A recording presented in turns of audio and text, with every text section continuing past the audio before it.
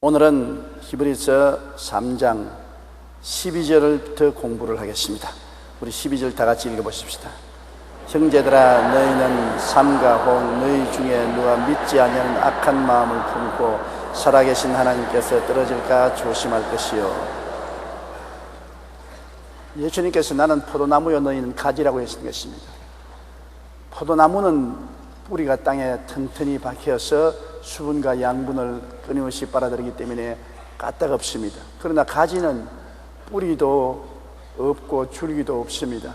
그냥 포도나무에 붙어서 기생할 따름인 것입니다. 포도나무가 나누어 주는 양분과 습기를 받아서 살지 포도나무에 의지하지 않고는 살 수가 없습니다.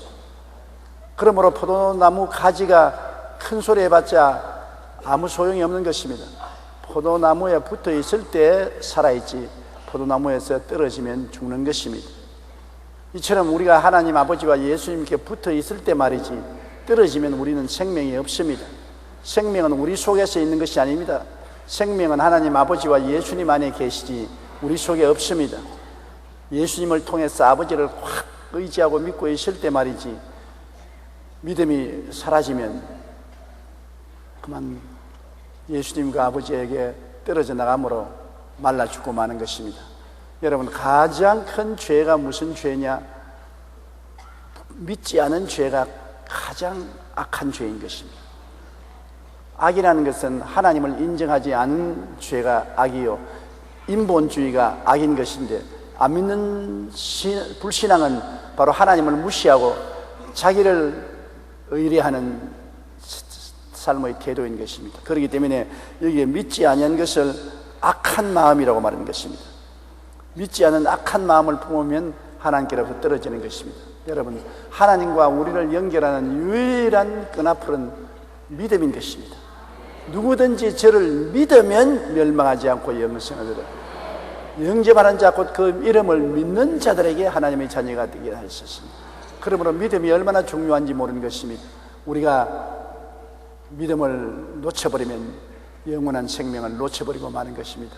우리 기독교 신앙에서 가장 튼튼한 생명줄이 바로 믿음이라는 것을 알아야 되는 것입니다. 믿지 않은 악한 마음을 품고 살아계신 하나님께서 떨어질까 조심하라. 하나님은 부르심과 태갔음에 후회함이 없습니다. 하나님은 만세전에 여러분을 아시고 부르시고 하나님 백성으로 택해 놓으셨습니다. 하나님은 변치 않아요. 변하는 것은 누가 변하느냐? 우리가 변하는 것입니다. 우리가 하나님이 부르시고 택하심을 믿고서 의지하고 나가다가 그만 믿음을 놓아버리고 배반하면 하나님 어찌할 수 없지요. 하나님 부르시고 택해 놓았는데 하나님을 배반하고 세상으로 나가버리면 스스로 죽음을 택한 것이고 마는 것입니다. 우리 하나님께서는 언제나 변화하지 않고 우리를 부르시고 택한 그대로 남아 계신 것입니다. 우리가 회개하면 즉시로 용서하시고 성령의 은혜를 주시는 하나님인 것입니다. 그러나 우리가 하나님을 저버리면 하나님도 어찌할 도리 없이 우리를 저버릴 수밖에 없는 것입니다. 아무리 우리가 하나님의 부르심과 택하심을 받았다고 할지라도 하나님을 우리가 믿지 않고 등을 돌리고 배반하면은 우리는 하나님과 관계가 끊어지는 것입니다. 그렇기 때문에 조심해야 돼요. 우리가 나는 절대로 배반하지 않는다 해도, 베드로도 나는 절대로 주님을 배반하지 않겠다고 해도 3번이나 부인했습니다. 우리도 쉽게 세상 죄악에 빠져서 하나님을 부인할 수 있는 자리에 들어가고 말 때가 있는 것입니다. 오늘날 세상에 보면 예수 믿다 말고 다른 종교로 돌아가거나 세상 타락한 사람이 많습니다. 이러한 것을 보게 될 때 우리가 조심해야 되는 것입니다. 우리가 구원받았다고 해서 마음대로 자행자지하면 안 되는 것입니다. 항상 우리 구원을 실천시키고 지켜주시는 성령님을 인정하고 환영하고 모시드리고 의지하고 성령님의 인도를 받아야 되는 것입니다. 구원은 하나님이 계획을 하시고 예수님이 십자가에서 이루시고 우리에게 성취시켜주는 성령이 성취시켜주는 것입니다. 그러므로 성령은 직접적으로 매일같이 우리와 같이 계셔서 우리를 따뜻거려 주시고 가르쳐 주시고 우리를 위해서 탄식하며 기도해 주시고 우리를 인도하시는 제3위 하나님인 것입니다. 그러므로 언제나 성령님의 인도를 받고 성령님께 의지하면 성령이 우리를 회개시켜 주시고 예수 그리스도를 단단히 믿고 아버지에게 의지하게 만들어 주시는 것입니다. 이러므로 조심해야 되는 것입니다. 13절요. 오직 오늘이라 일컫는 동안에 매일 피차 권면하여 너희 중에 누구든지 죄의 유혹으로 완고하게 되지 않도록 하라. 오늘이라는 일컫는 이 동안에 우리가 어제 잘 믿었다고 자랑할 것 없습니다. 어제는 지나가 버린 것입니다. 어제 잘 믿은 것 지금 자랑하고 오늘은 믿음을 버린 사람은 아무 소용이 없는 것입니다. 내일 잘 믿을 것이라고 생각하는 사람은 어리석은 사람입니다. 내일은 올지 안 올지 모릅니다. 우리가 살아있는 것은 지금 살아있지요. 어제 살아있는 것도 아니고 내일 살아있는 것도 아닌 것입니다. 지금 살아있는 것입니다. 지금 내가 예수를 붙들고 있어야 죽더라도 지금 천당 가지. 어제 잘 믿고 오늘 못 믿었는데 구원해 주실 것이라는 생각은 꿈 같은 소리인 것입니다. 오늘이라는 이 시간에 내가 예수를 잘 붙들고 있어야 되는데, 여러분, 신앙이란 혼자 믿는 것이 아니라 피차 권면하는 것이 신앙인 것입니다.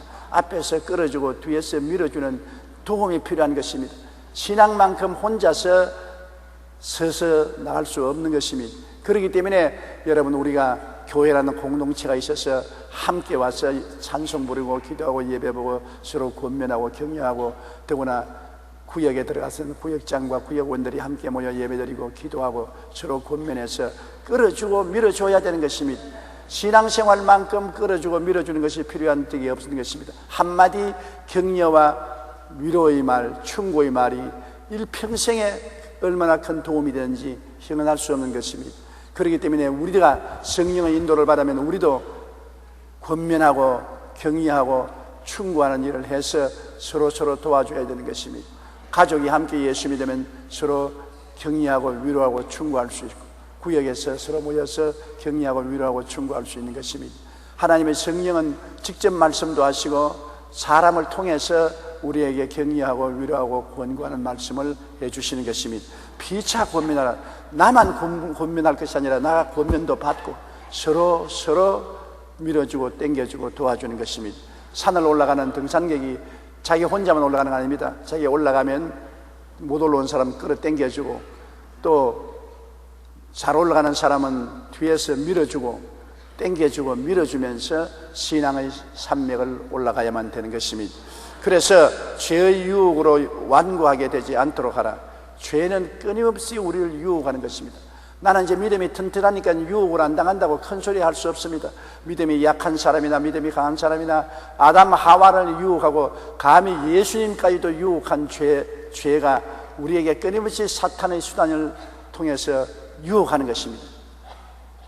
유혹은 여러분 무서운 것입니다. 유혹은 우리의 눈을 사로잡고 우리 귀를 사로잡고 마음을 사로잡습니다. 제일 유혹이 먼저 우리를 사로잡는 것은 눈을 사로잡는 것입니다. 바라보라, 자꾸 보라. 눈을 떠서 바라보면 그 다음에는 유혹이 속삭이기 시작하는 그 속삭이는 말의 귀를 기울이면 마음을 사로잡아 버리게 만든 것입니다. 아담과 하와가 에덴 동산에서 선악과를 하루 만에 따먹은 것 아닙니다. 오랜 세월 동안 하와가 왔다 갔다 하는 것입니다. 서로 피차 권면만 했으면 괜찮을 것인데, 아담은 뭐하고 하와가 왔다 갔다 해도 말도 한번 안 물어봤습니다. 하와 혼자서 자꾸 왔다 갔다 했거든. 아담이 당신 어디 갔다 왔어? 한마디만 물었어도 그때는 죄가 없기 때문에 거짓말 안 하거든. 나 선악과 밑에 갔다 왔어. 하나님이 가지 말라는데 왜 갔어? 가지 말아야지. 그렇게 권면만 했으면 되었을 것인데, 아담도 무관심하고 하와도 무관심했습니다. 하와는 선악과 나무 밑에 매일같이 혼자서 와서 쳐다보고 또 돌아오고 또 쳐다보고 또 돌아오는데, 돌아와도 아담은 아무 말도 안 합니다. 어디 갔다 왔는지 물어보지도 않았는 것입니다. 하루는 하와가 같이 가자. 선악과 참 구경할 것이 좋다. 같이 가지. 그래서 함께 가서 또 쳐다보고 있는데, 충분히 쳐다보아서 그것이 유혹의 손길이 닿을 수 있을 때 마귀가 말을 하기 시작했습니다. 뱀을 통해서 선악과를 먹으면 눈이 밝아 하나님처럼 된다. 그 말을 한두 번 들은 것이 아닙니다. 계속하면서 들었습니다. 보고 듣고 하와의 마음이 확 달라졌습니다. 선악과를 따먹고 남편에게 주니 아담도 받아먹고 타락한 것입니다.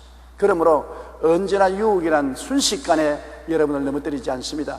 눈으로 보고 귀로 듣고 마음이 변화되어 유혹에 사로잡히게 되는 것입니다.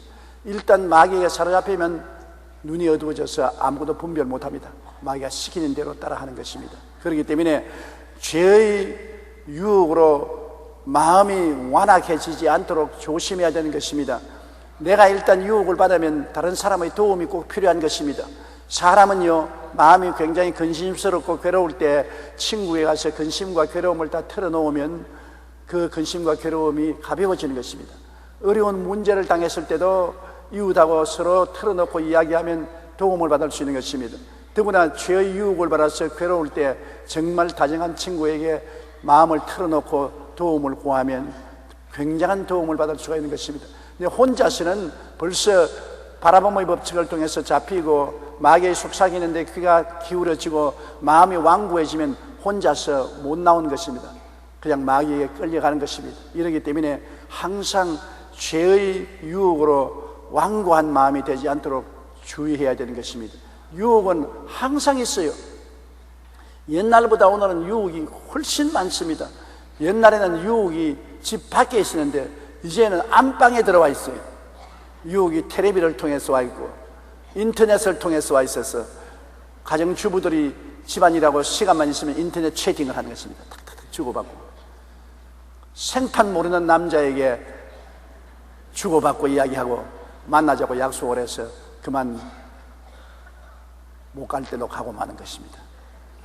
여러분, 이렇게 유혹이 오늘날은 우리 안방에 와 있고 바로 내 앞에 밥상에 와 있기 때문에 굉장히 말씀으로 무장하지 않으면 안 됩니다. 항상 유혹이 우리를 바라보라면 우리는 예수님을 바라보아야 되고, 유혹이 속삭일 때는 성령의 음성에 귀를 기울여야 되고, 유혹이 마음을 잡으려고 할 때는 예수님이 마음을 잡도록 해야 되는 것입니다. 언제나 우리는 예수님을 바라보라. 믿음의 주여 온전케 하시는 예수님을 바라보라. 끊임없이 기도하고 예수님을 바라보고 예수님의 음성에 귀를 기울이고 예수님으로 마음을 채워놔야 유혹에서 이길 수가 있는 것입니다. 나는 안 이긴다, 나는 안 진다, 나는 까딱없다, 그런 건 없어요. 모든 사람이 유혹에 노출되어 있는 것입니다. 아무도 자랑할 것 없습니다. 항상 피치와 근면하고 항상 조심해서 자기를 살펴야 되는 것입니다. 목욕은 매일같이 하는 것이 몸을 깨끗하게 하는 좋은 것처럼 매일같이 자기를 살펴보고 회개해야 되는 것입니다. 매일같이 회개해야 돼요. 더러운 귀신이 밖에 나가면 수없이 우리에게 붙어오는 것입니다. 귀신들이 어깨에 들어앉고 등에 엎이고 가슴에 매달리고 진딧물같이 우리에게 붙어오는 것입니다. 우리가 성경을 읽고 회개하고 기도하면 진딧물 같은 귀신들이 떨어져 나가는 것입니다. 뚝뚝 떨어져 나가고 마음이 상쾌해지고 유혹의 손길이 사라지는 것입니다. 그대로 있으면 진딧물같이 귀신들이 나를 그냥 둘러 진치고 가슴에 붙고 등에 붙고 얼굴에 붙고 귀에 속삭이고 완전히 유혹으로 사람을 넘어뜨리게 되는 것입니다. 경성하라 깨어라, 너희 대적마귀가 우는 사자같이 두루다니며 삼킬자를 찾나니 너희는 믿음을 굳게 하여 저를 대적하라. 그렇게 성경은 우리에게 권하고 있는 것입니다. 마귀를 대적하라, 그러면 제가 너를 피하리라고 말씀하는 것입니다. 빌립이 사마리아에 가서 복음을 전가하니 많은 사람에게 붙었던 귀신이 소리치며 나갔습니다. 귀신이 많은 사람에게 붙어 있어요. 눈에 안 보이지만은 귀신은 먼지와 티끌같이 우리에게 붙어 있어서 흑암의 세계로 우리를 끌고 가는 것입니다. 하나님께 관심을 두지 못하게 하고 세속에 관심을 두게 하고 쾌락에 관심을 두게 하고 정욕의 노예가 되도록 자꾸 귀신들이 속삭이는 것입니다. 교회에 와서 예배드리면 귀신이 쫓겨나가는 것입니다. 구역 예배에서 예배드리면 귀신이 쫓겨나가는 것입니다. 내가 말씀 읽고 회개하고 기도하면 귀신이 쫓겨나가는 것입니다. 그렇기 때문에 예수님이 천국 가시기 전에 마지막 남긴 유언 중에 제일 첫째가 너희가 내 이름으로 귀신을 쫓아내라고 말한 것입니다. 그만큼 중요한 것입니다. 꼭 귀신이 붙으면 정신병이나 육체의 병만 되는 것이 아닌 것입니다. 귀신은 도덕적으로 우리를 부패하게 하고 윤리적으로 우리를 잘못되게 하고 인생을 잘못 살게 만들어주는 것입니다.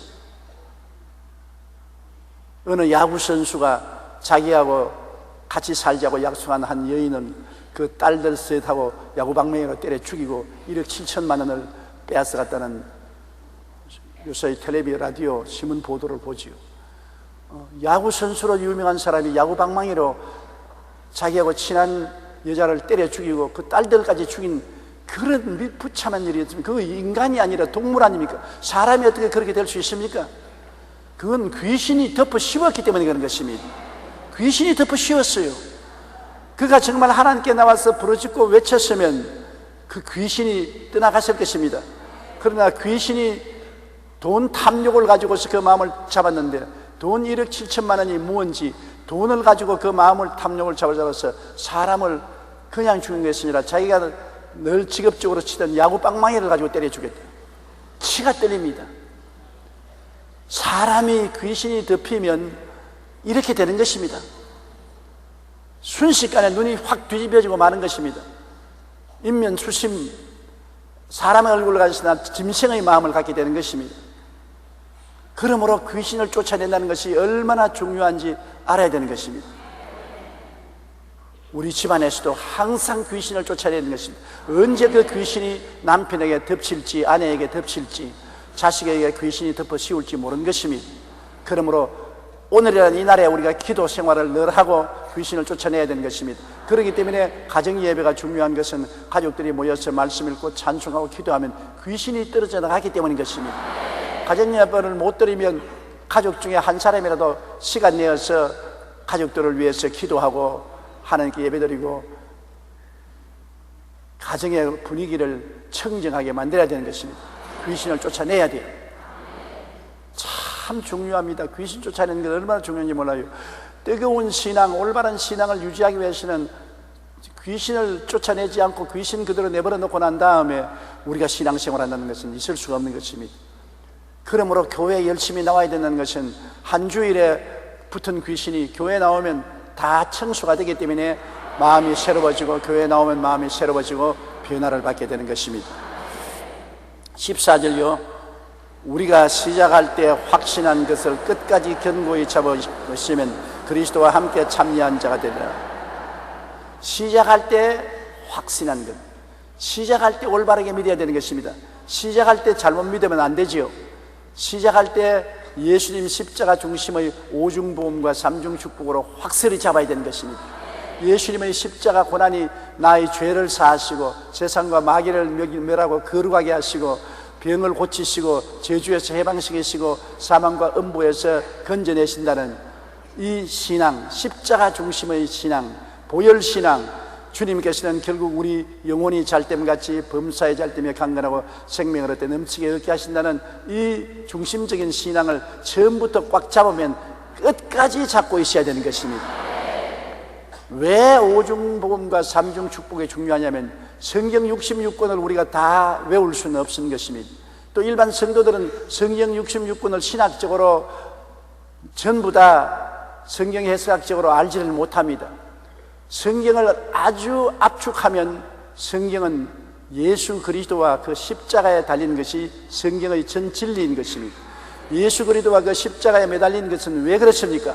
우리 죄를 용서하기 위해서, 우리를 마귀와 세속에서 건지기 위해서, 우리 병을 고쳐주시기 위해서, 우리를 저주에서 해방시키기 위해서, 우리를 사망과 음부에서 건져내기 위해서 그런 것입니다. 그러므로 오중복음과 삼중축복, 그 결과 우리는 주님 안에서 영혼이 잘됨같이 범사에 잘됨에 강건하고 생명을 얻되 풍성하게 얻는다는 이 압축된 신앙을 꽉 가지고 있으면 우리가 흔들리지 않은 것입니다. 무엇을 말하더라도 우리는 성경 전체를 오중복음과 삼중축복으로 압축할 수가 있는 것입니다. 우리가 시작할 때 확신한 것을 끝까지 잡아야 됩니다. 시작할 때 이것이다, 신앙을 딱 가졌으면 끝까지 그 신앙을 붙잡고 흔들리지 말아야 되는 것입니다. 그러면 예수님과 함께 새하늘과 새 땅과 새 예루살렘에 기쁘게 참여하게 되는 것입니다. 처음에 신앙을 잘못 들어가면 중간에 흔들거리다가 나중에 던져버리면 무슨 소용이 있는 것입니까? 사람들 길거리에 만나서 당신 뭘 믿습니까? 예수 믿어요. 예수를 어떻게 믿습니까? 몰라요. 우리 목사님이 알지 나는 모릅니다. 그렇게 되면 형편없는 것이 되는 것입니다. 신앙을 근본적으로 딱 알고 뭘 믿느냐? 예수님 십자가에 매달린 은총을 믿는다. 십자가에 뭐 했냐? 오중복음과 삼중축복이다. 나는 끝까지 이것을 믿고 실천한다. 그러면 우리가 처음 확실한 것을 잡았기 때문에 끝까지 그것을 우리는 바라보고 믿고 긍정적인 태도를 가지고 입술로 시인하면 신앙이 승리할 수가 있는 것입니다. 15절요. 성경에 일렀으되 오늘 너희가 그의 음성을 듣거든 경노하시게 하는 것 같이 너희 마음을 완고하게 하지 말라 하였으니, 하나님의 음성을 거역하면 한두 번 거역할 때는 몰라도 계속 거역하면 하나님이 경노하게 되는 것입니다. 우리도 그렇지 않습니까? 우리 자녀들을 타일르는데 한 번은 부드럽게 타일러도 안 듣습니다. 좀 엄숙하게 타일러도 안 듣습니다. 나중에는 화를 내고 고함을 치며 타이르게 되고, 그래도 안 들으면 채찍을 들어 때리고 최후 수단까지 쓰는 것입니다. 우리 하나님은 여러분에게 한두 번 부드럽게 말을 하는 것입니다. 제일 처음에는 부드러운 미풍같이 하나님께서 성령으로 우리에게 말하는데, 안 되면 점점 바람이 세어지고 센 바람 같은 말씀으로 하는 것도 안 들으면 나중에는 그것이 폭풍우가 되고 뒤에 엎어버리는 것입니다. 요나가 하나님의 세미한 음성을 듣지 않고 배를 타고 다시스로 도망하니까 나중에 하나님이 그 세미한 음성이 바다에 큰 폭풍우가 되고, 폭풍우가 되어도 회개 안 하니까 물고기 뱃속까지 들어가 버린 것입니다. 왜냐하면 하나님의 음성을 듣지 않으면 그것이 하나님을 화나게 만드는 것입니다. 경노하게 만드는 것입니다. 이스라엘 백성들이 왜 하나님의 선민이면서도 버림을 받았느냐? 하나님을 화나게 했기 때문인 것입니다. 하나님을 화나게 하는 것은 믿지 않은 마음과 순종치 않은 마음이 하나님을 화나게 만들어주는 것입니다. 하나님은 화가 나셨는데 우리가 자꾸 도와달라고 해서 무슨 소용이 있겠습니까? 그렇기 때문에 오늘 너희가 그의 음성을 듣거든, 하나님은 우리에게 늘 말씀하셔요. 나는 하나님 말씀 못 들었는데요. 여러분, 하나님은 오늘날 성경을 통해서 우리를 만나주시고 우리에게 말씀하시는 것입니다. 옛날에 성경이 완성되지 않을 때는 하나님이 꿈으로, 환상으로, 음성으로 사람들을 대했습니다. 선지자들을 통해서, 세상이나 왕을 통해서 말씀하시면, 이제 성경이 완성되었기 때문에 하나님은 창세기부터 계시록까지 성경을 공부하고 읽을 때 성경을 통해서 우리에게 말씀하시는 것입니다. 제가 옛날에는 기도원에 가서 기도할 때 자꾸 하나님 좀 보게 해 주시옵소서, 예수님 한 번만 딱 보면 좋겠습니다. 주님, 내가 기도할 때 환상 가운데 예수님 나타나시든지, 안 그러면 잘 때 꿈에 예수님 나타나 주시옵소서. 그렇게 부르셔도 잘 안 나타나요. 그냥 환상 중에 나타나라고 눈을 감고 부르시면 눈에 별빛만 왔다 갔다 하지 주님이 안 나타나고, 밤에 잘 때 예수님 혹시 나타날까 싶어서 기도를 잔뜩 하고 자면은 잘못된 꿈만 꾸고 예수님 안 나타나고, 그래서 하나님께 탄식을 했습니다. 주님, 왜 어떤 사람들은 예수님을 환상도 보고 꿈에도 보고 음성도 들었다는데 나는 안 그렇습니까? 그러니까 하나님께서 말씀하기를, 내 마음속에서 조용하게 깨닫게 해주시기를, 어린아이들은 하나님 말씀을 모르기 때문에 환상도 보여주고 꿈도 보여주고 음성도 듣지만은, 자란 사람들은 하나님 말씀이 하나님이기 때문에 말씀을 통해 내 얼굴을 보고 내 음성을 듣고 나와 함께 동행할 수 있는데, 뭘 그보다 낮은 수단인 꿈이나 환상이나 음성을 듣게 할 것이냐? 꿈이나 환상이나 음성은 낮은 단계의 신앙, 어린아이의 신앙, 그런 사람, 아직 성경을 읽을 줄 모르고 성경을 분별할 줄 모르는 사람에게 격려하기 위해 쓰는 것이지, 이미 예수 믿고 성경을 읽을 줄 알고 성경을 묵상할 줄 아는 사람은 훨씬 고등한 하나님의 모습을 볼 수 있는 방법이기 때문에, 여러분, 하나님이 구태여 꿈이나 환상이나 음성을 들을 필요가 없는 것입니다. 성경을 읽으면 성경을 통해서 성령이 우리 마음속에 늘 말씀하거든요. 고요하고 잠잠하게.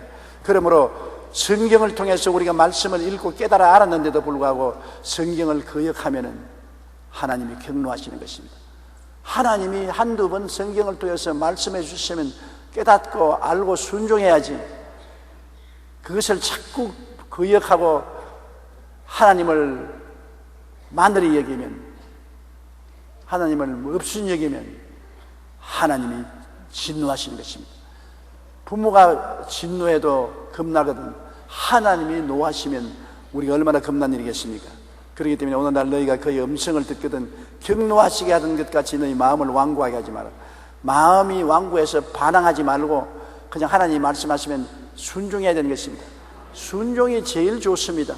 하나님의 제자가 되기 위해서는 내가 이해 못하더라도 내 마음에 맞지 않더라도 순종을 해야 되는 것입니다. 이탈리아의 유명한 성자인 프란시스코 수도원을 만들어 놓고 많은 제자들을 가르쳤는데 한때 두 청년이 프란시스코가 밭에서 채소를 심고 있는데 와서 수도사님, 우리도 수도성이 되기를 원하니 좀 택하여 주십시오. 아, 그래? 아니, 내가 좀 일이 바쁜데 잘했구나. 일 좀 도와줘. 밭 고랑을 청년에게 부탁하면서 자네는 이 고랑을 맡고 자네는 이 고랑을 맡는데 내가 주는 채소가 여기 있으니 채소를 전부 거꾸로 심어다오. 뿌리는 하늘로 보고 잎사귀는 땅을 보도록 거꾸로 심어다오. 부탁한다. 그러고 떠났습니다. 그 중에 청년 하나가 생각해, 프란시스코 성자가 너무 바빠서 시간이 없기 때문에 말을 잘못했구나. 채소라는 것은 뿌리부터 심어야지 잎사귀를 심어놓고 뿌리를 하늘로 두면 안 되지 않냐. 그래서 선생님이 시간이 바빠서 혼돈돼서 그랬으니 난 바로 잡아줘야 되겠다고 뿌리부터 쫙 심어놨습니다. 그러나 다른 청년은 좌우간 잘못 말했든지 잘했든지 무조건 하고 선생님이 시키는 대로 해야지 잔소리가 많다. 전부 뿌리를 하늘로 보고 잎사귀를 심어놨습니다. 몇 시간 후에 聖 프란시스코가 와서 보고 뿌리를 땅으로 심어놓은 청년을 불러서 자네는 참 지혜가 많고 이성적이고 잘 판단한 사람이다. 그러나 내 제자는 못 되겠다. 왜냐하면 내가 잘못 명령했다고 생각할지라도 내 명령에 순종하는 것이 제자가 되는 것이다. 그리고 잎사귀부터 먼저 심은 사람은 네가 인간의 생각으로는 틀렸다고 생각하면서도 선생님이 말을 잘못했다고 생각하면서도 불구하고 선생님이 말했으니까 나중에는 어떻게 될 값에 순종하겠다고 순종했으니 너는 내가 시킨 대로 제자가 될 수 있다. 너는 제자가 되라. 그렇게 말했었습니다. 우리 하나님의 말씀을 인간의 이성으로 판단하면 안 돼요. 내 생각으로 판단하니까 또 요사이 예수를 잘 모르고 성경을 모르는 사람들이 인터넷이나 신문에 11조는 하나님의 뜻이 아니다. 11조는 구약시대에 있었고 신약시대에는 11조가 필요 없다. 11조는 지나간 일이니 11조를 교회에 내지 말아야 된다. 전부 인간의 생각으로 그렇게 말하는 것입니다. 그것은 여러분 결국 그 속에 동기가 뭐냐? 탐욕이 들어와서 돈 내기 싫어서 그런 소리 하는 것입니다. 여러분 탐욕이 없으면 11조가 아니라 15조가 아니라 전체 다 주어도 기쁘죠. 구태여 11조란 말을 왜 합니까? 우리가 하나님을 사랑하면 하나님께서 우리에게 명령 안 했을지라도 좋은 것을 다 내놓고 싶은 마음이 있지 않는 것입니까? 11조는 최소한도 믿음의 씨앗이요 축복받는 종자 씨앗인 것인데 그건 내기 싫어가지고서 11조는 하나님의 뜻이 아니다. 이미 구약시대에 다 지나간 것이다. 이미 이루어진 것이다. 그런 말을 하는 것입니다. 율법시대 이전에 아브라함과 이삭과 야곱도 다 11조 냈었습니다. 예수님도 11조와 인과 신과 믿음은 지키라고 말한 것입니다. 여러분, 그러므로 하나님의 말씀을 인간의 이성이나 욕심을 통해서 잘못 해석하면 안 되는 것입니다. 우리 인간의 이성이나 경험을 통해서 깨달을 수 없어도 무조건 하고 믿는 거예요. 하나님은 전체 전능 무소부지하신 하나님인데 시킨 대로 해야 돼요. 어린아이가 자꾸 사탕을 먹겠다 그러면 사탕을 하루에 많이 먹지 말고 한 개씩만 먹어라. 그리고 경고했는데 애가 부모 말을 안 듣고 사탕을 자꾸 꺼내 먹습니다.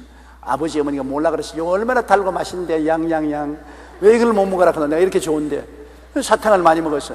나중에는 이빨이 다 썩어서 치과병에 나가서 아이고 내 죽네 이빨 뽑는다고. 그러고 난 다음에 어릴 때 사탕 많이 먹어가지고서 몸이 비대해져서 소화 당뇨병이 걸려가지고서 죽네 사내하고 인슐린을 맞아야 되고 나중에 탄식했지 무슨 소용이 있습니까? 애가 하는 말이 내 생각으로는 사탕 먹는 것이 달고 좋아서 먹었는데 왜 이 모양이냐? 내 생각과 너 생각은 다르며 나의 길과 너의 길은 다르다고 하나님 말씀하신 것처럼 어린아이들에게 여러분 어떻게 다 설명합니까? 아직 철이 없고 이성이 한정되고 지성도 한정된 어린아이에게 부모가 생각하는 것을 다 설명할 수 없으니까 명령을 내리는 것입니다. 무조건 하고 순종해라. 나중에 네가 장성하면 알게 될 것이다. 장성하기 전에 부모가 틀렸다고 생각하고 자기 생각으로 판단하고 자기 행위대로 하면 반드시 나중에 낭떠러지에 떨어지고 올무에 걸리게 되는 것입니다. 하나님은 전지하시고 전능하신 하나님인 것입니다. 처음부터 끝까지 알고 계시는 하나님인 것입니다. 하나님이 좋다 하면 좋고 안 좋다 하면 안 좋은 겁니다. 하라면 하는 것이고 하지 말라면 무조건 안 하는 것입니다. 그것이 신앙인 것입니다. 내가 뭘 하나님을 판단하고 하나님이 잘했다 못했다, 하나님이 틀렸다 맞았다, 그런 금방진 소리를 하는 사람은 하나님보다 지가 나은 사람인 것입니다. 오만과 교만은 깨뜨려야 되는 것입니다. 16절이요. 듣고 경노하시게 하던 자가 누구냐? 모세를 따라 애굽에서 나온 모든 사람이 아니냐. 모세를 따라 애굽에서 약 300만 명의 이스라엘 민족이 나왔습니다. 그들이 광야를 지나서 가데스 바네아까지 왔으나 하나님이 가데스 바네아에 들어가라고 하는데 반항했습니다. 열정탐꾼이 들어갔다 나와가지고서 그 땅은 주민을 삼키는 땅이고 그 성은 높고 그 성에 거하는 사람들은 아낙자손, 네피림 무슨 아낙자손 거인들이 있어 우리 못 들어간다. 우리 전쟁에 지고 처자들은 사로잡힐 것이다. 우리는 그들의 비견이 메뚜기 같더라. 우리는 패배한다. 부정적인 말만 잔뜩 해가지고서 온 이스라엘 백성들이 마음이 물을 쏟았는지 낙심을 했습니다. 그래서 그들은 모두 다 죽는다고 생각하고 좌절하고 절망하고 하나님을 반역하고 애굽으로 돌아가자고 말한 것입니다. 하나님을 경노했습니다.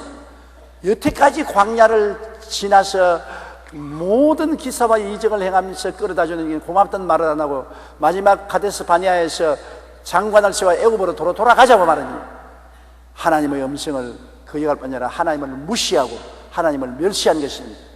그래서 하나님께서 경노하셔서 10사람을 그 자리에서 죽이고 이스라엘 백성 뇌아부동한 사람을 광야로 다 회진시켜 40년 동안 방황하면서 다 소진되고 죽어버리게 만들어 주신 것입니다. 여러분, 하나님의 말씀을 불순종하는 것은 하나님을 무시하고 멸시하고 하나님을 짓밟는 그 행동이 된 것입니다. 그러므로 하나님을 경노케 한 것입니다. 그래서 이스라엘 백성들이 다 죽은 것입니다.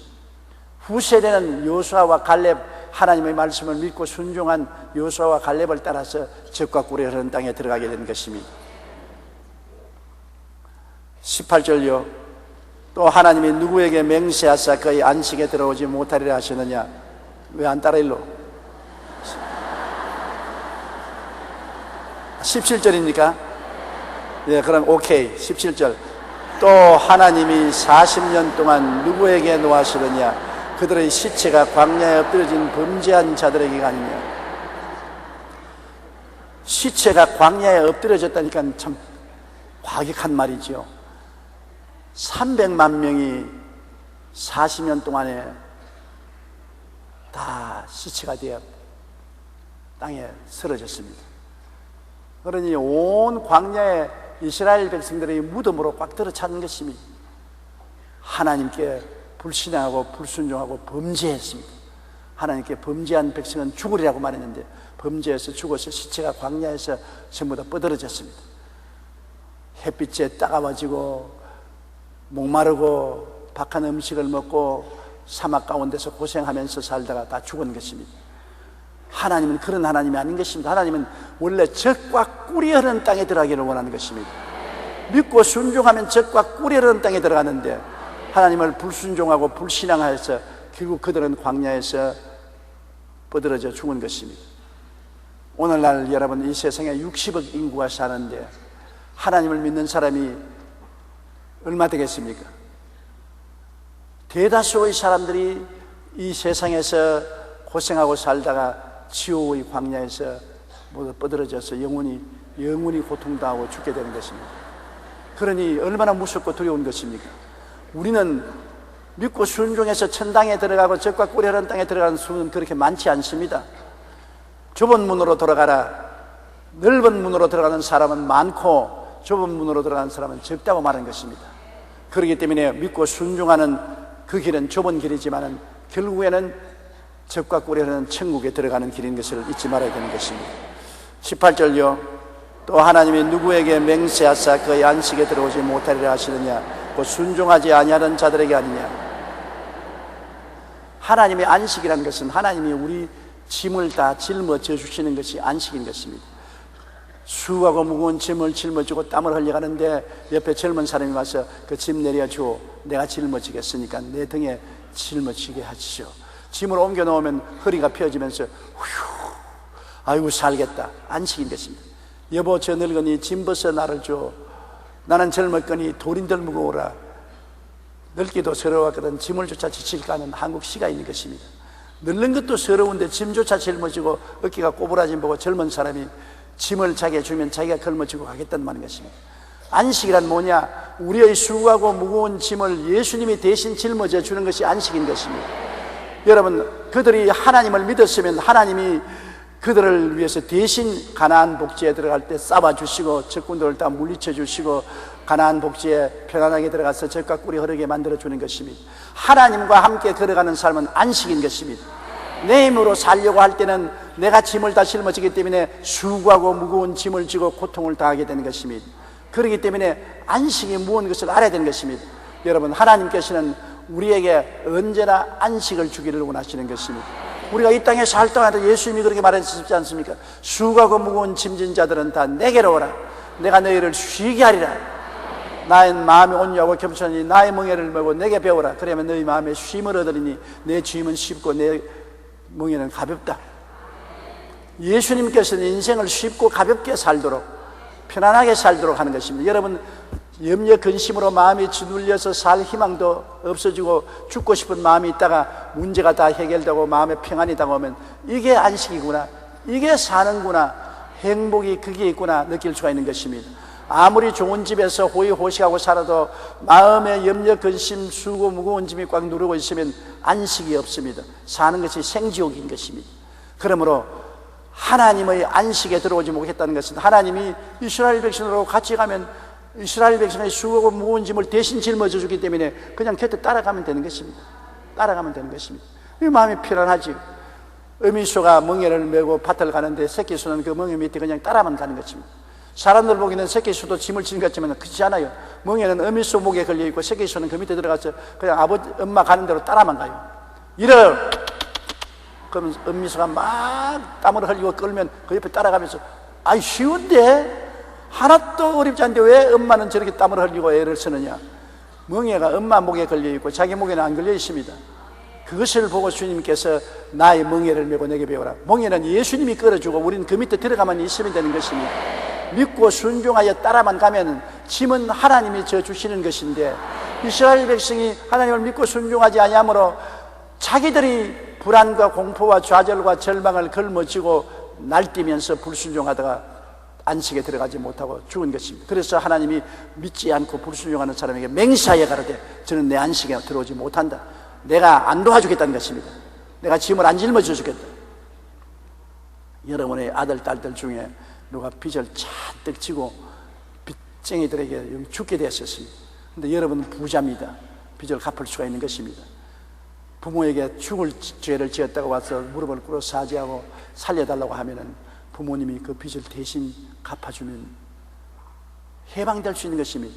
자기는 빚을 못 갚더라도 부모님은 부자이기 때문에 빚을 갚아줄 수 있는 능력이 있으므로 부모님이 대신 갚아주면 자기가 마음이 평안해지고 안식이 될 수 있는 것입니다. 그러나 끝까지 부모님을 반대하고 미워하면 끝까지 자기가 그 짐을 지고 감옥에 가든지 자살을 하든지 해야 될 것입니다.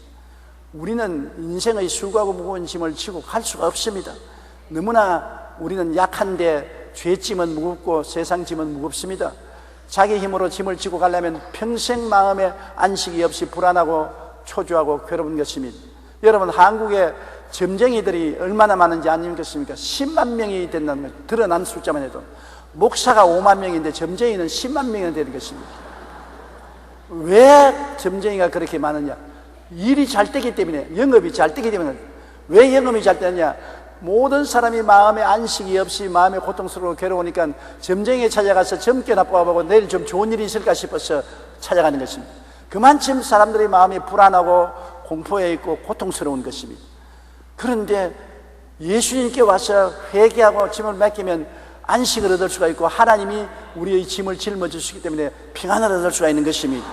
그러나 하나님을 믿지 않고 불순종하면은 하나님께서 안식을 주지 않는 것입니다. 맹세하여 가로되 안식에 못 들어온다 했습니다. 하나님이 누구에게 맹세하여 그 안식에 들어오지 못하라 하시느냐? 순종치 아니하는 자들이 아니냐.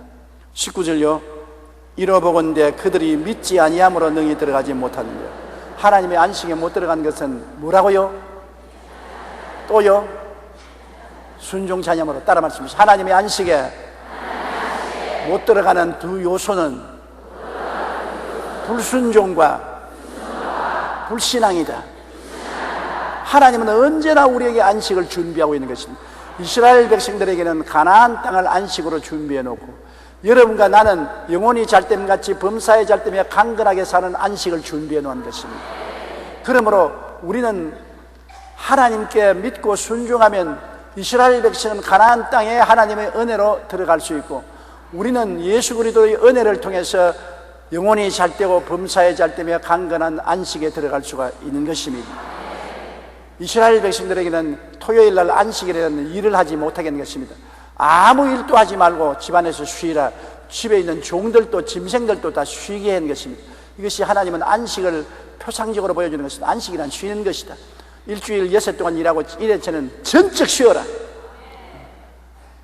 집에 불도 피우지 말고, 심지어는 밥도 짓지 말고, 금요일 날 다 지어놓은 것 먹고 토요일 날은 완전히 쉬어라. 그렇게 명령하는 것입니다.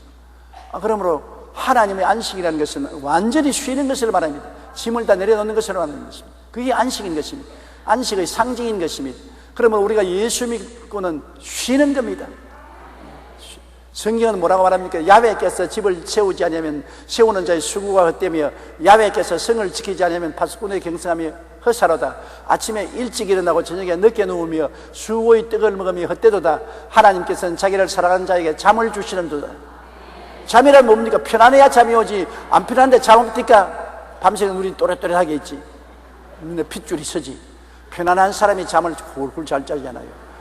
여러분, 하나님이 집을 세우면 다 하나님이 돌봐주기 때문에 편안하게 집을 짓고, 하나님이 성을 지켜주시면 내가 편안하게 성 안에서 살 수 있고, 하나님께서 같이 하시면 아침에 일찍 나고 저녁에 늦게 누우며 수고하지 않아도 하나님이 잘 되게 만들어주시고 편안하게 만들어주는 것입니다. 따라 말씀해. 하나님을 믿는다는 것은 평안을 의미한다. 평안이 없으면 하나님이 안 계신 것입니다. 내 마음이 평안한 것은 하나님이 같이 계셔서 안식하게 해주시기 때문인 것입니다. 천당은 하나님이 계셔서 모든 책임을 져주시기 때문에 평안한 곳입니다. 천당은 정말 평안하고 행복한 곳이 천당인 것입니다. 마음의 안식을 누리게 되는 것입니다. 그러므로 안식이 얼마나 좋은지 모릅니다. 이 안식은 믿고 순종함으로 들어가지, 믿지 않고 순종하지 않으면 절대로 못 들어가는 것입니다. 4장요. 그러므로 우리는 두려워할지니 그의 안식에 들어갈 약속에 남아있을지라도 너희 중에 혹시 이르지 못할 자가 있을까 함이라.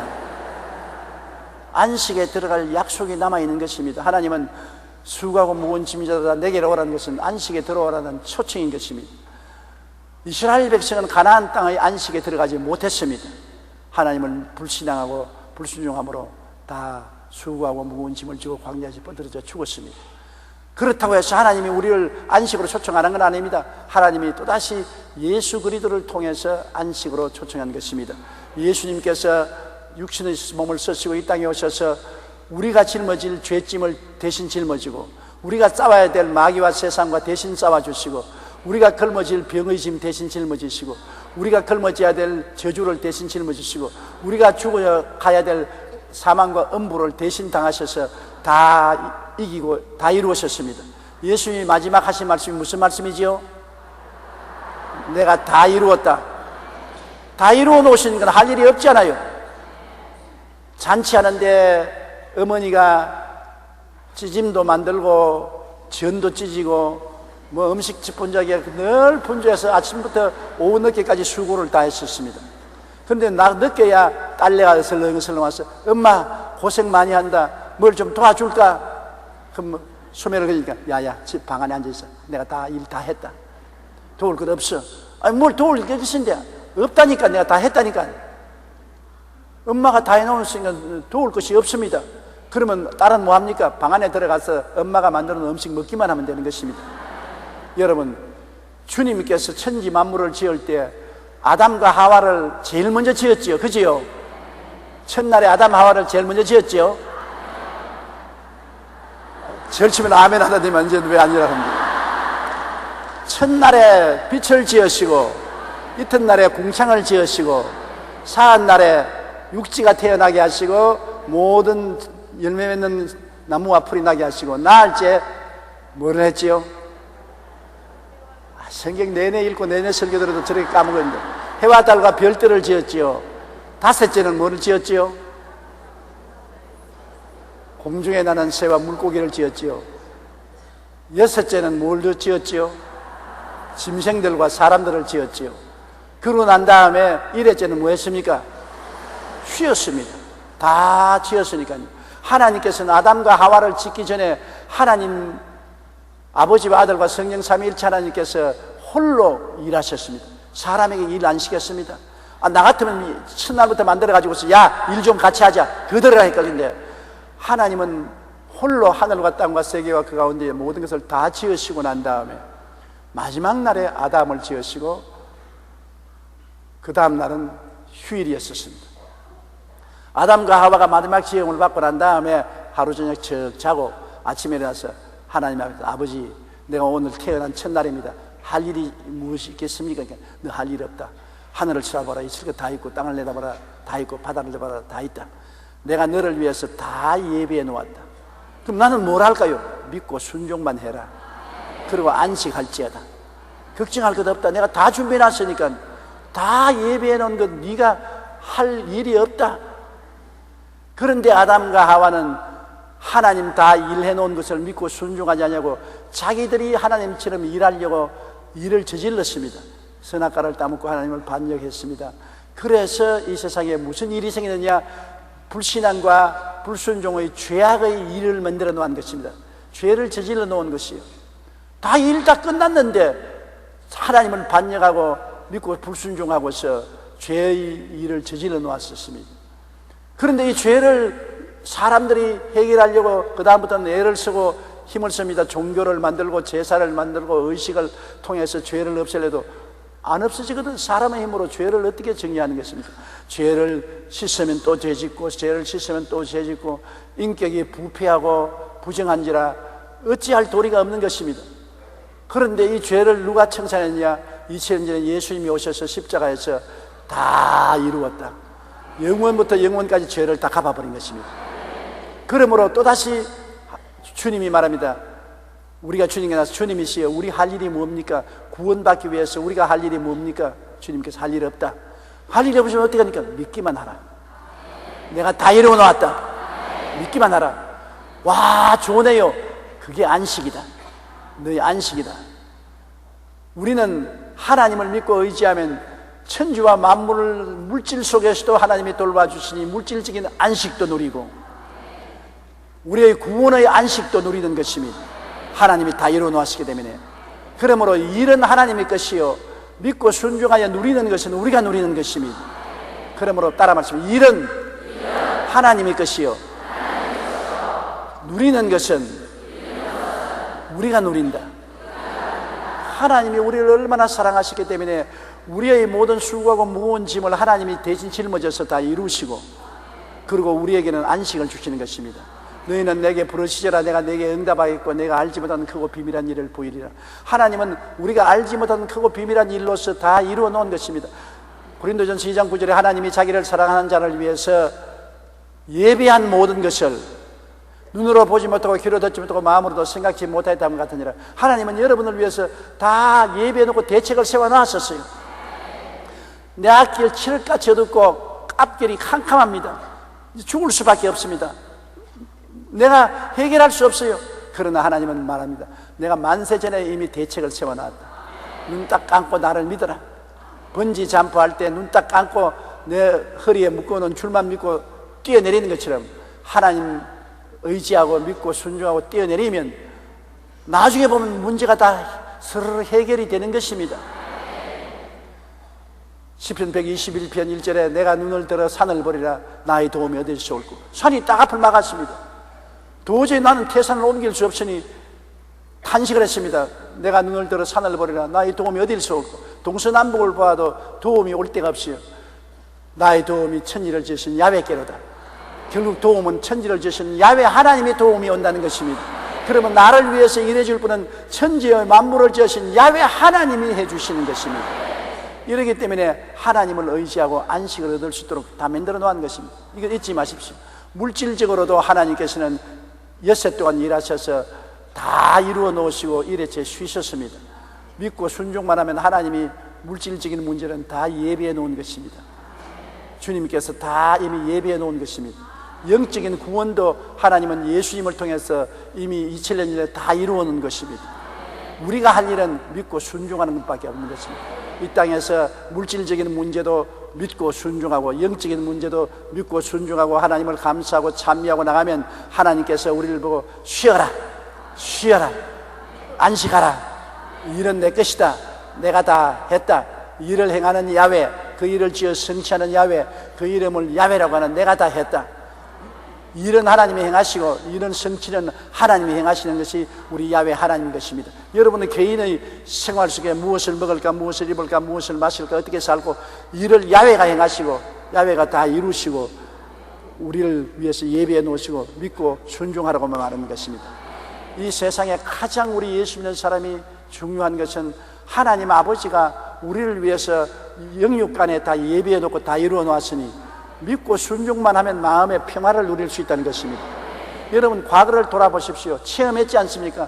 크고 적은 일에 굉장히 염려하고 근심했는데 기도하고 난 다음 나중에 지나고 보니까 하나님이 다 해결해 놓은 것이더라. 그런 체험해봤지요? 그런데 왜 다 까먹어버리는 것입니까? 문제가 다 과거에도 하나님이 해결해 놓았는데 또 이번에도 또 하나님이 해결해 놓았다고 믿고 순종하고 감사하고 할렐루야를 하고 기도만 하고 참으면 다 해줄 것인데 불안하고 공포에 떨 필요가 없지 않겠습니까? 그러므로 우리 하나님 넘버원, 하나님보다 더 좋은 분이 어디 있는 것입니까? 할렐루야. 4장 2절 하나만 더 하십시다. 그들과 같이 우리도 복음 전함을 받은 자이나 들은 바 그 말씀이 그들에게 유익하지 못한 것은 듣는 자가 믿음을 결부시키지 아니함이라. 보십시오. 아담과 하와에게도 하나님이 복음을 전했었습니다. 이랬던 안식일이다, 일은 다 내가 했다, 그걸 믿지 않았었습니다. 이스라엘 백성도 여러분, 가나안 땅에 내가 너희를 들어가게 하려니 너희를 대적할 자가 없을 것이다, 복된 소식입니다. 믿음을 화하지 않고 불신앙했었습니다. 오늘날에도 구원을 예수님이 내가 다 이루어 놓았다, 누구든지 저를 믿으면 멸망하지 않고 영생을 얻는다, 모세가 광야에서 뱀을 등같이 인자도 들려야 하리니 누구든지 믿는 자마다 멸망하지 않고 영생을 얻는다, 다 해놨는데 안 믿습니다. 팔자가 안 믿으니까 지옥 팔자지요. 믿으면 천당 들어가는데 아무 한 일 없이 천당 들어갑니다. 여러분이 뭐 잘나서 천당 가는 것입니까? 공부를 잘했습니까? 수양을 잘했습니까? 천당 들어갈 만큼 인물이 예쁩니까? 체격이 날씬합니까? 아무것도 조건이 없는데도 믿기만 하면 주님이 들어갈 자격을 다 이루어 놓으셔서 들어가게 하시니 믿음을 결부하는 것이 얼마나 좋습니까? 아담과 하와도 믿지 아니했고 이스라엘 백성도 불신앙했고 오늘날 또 세계 인류의 대다수가 주님 다 이루어놓은 것을 불신앙함으로 예비한 천국에 못 들어가는 것입니다. 그러나 믿는 자는 이미 들어가는 것입니다. 믿는 자는 이미 저 안식에 들어가는 것입니다. 여러분께서 꼭 잊지 말아야 될 것은 나는 안식을 누리기 위해서 태어난 것을 알아야 되는 것입니다. 따라 말씀하세요. 나는 하나님의 은혜로 안식을 누리기 위해서 태어났다. 안식이란 하나님이 일해 주시고 나는 믿고 쉬는 것이다. 팔자가 늘어졌어요. 할렐루야. 이게 하나님이 우리에게 주신 놀라운 은혜인 것입니다. 이 은혜를 다 일일이 말하려면 끝이 없어. 저도 이 진리를 깨닫고 난 다음부터 좋아서 혼자서 춤을 추고 하나님께 너트로 웃음을 웃었는데 제가 깨달은 바를 다 말할 수가 없어요. 너무나 높고 깊고 진리가 크기 때문에. 우리 예수 믿는 사람이 얼마나 감사한 것은 한 일 없이 예수님을 통해서 아버지께로부터 안식을 얻게 된 것입니다. 이걸 잊지 마시기 바랍니다. 오늘 이 시간에 안식에 안 들어간 사람은 지금 다 들어가십시오. 조바심을 하고 발부둥하고 나의 수단과 방법과 나의 힘과 나의 노력으로 살겠다고 하는 사람들 땀 흘리지 말고 주님께 다 맡기고 안식에 들어가십시오. 주님은 오늘 또 안식에 들어오라고 말하는 것입니다. 수고하고 무거운 짐진 자들은 다 내게로 오라. 내게 맡겨라. 내가 안식을 준다. 쉬게 해 준다. 오늘 안식을 가고 마음의 평안함을 갖고 하나님 감사와 찬양하면서 집에 돌아가는 여러분 되시기를 간절히 바랍니다.